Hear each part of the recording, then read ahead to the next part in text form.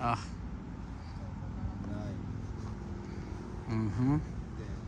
Ito yung bahay namin. Diyan kami nakatira. Diyan kami nagluluto. Diyan kami kumakain.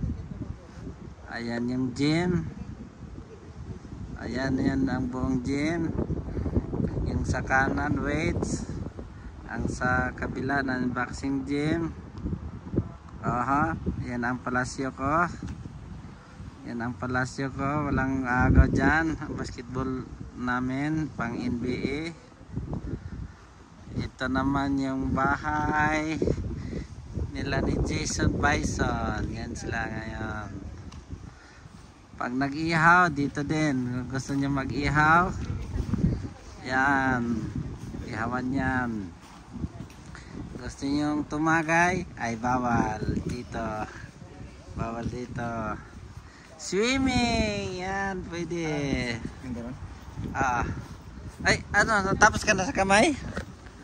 Ha? Sa kamay? Hindi, yung ganyan.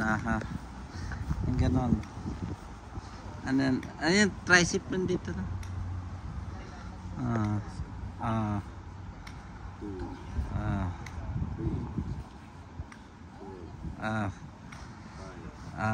Grabe. Yan.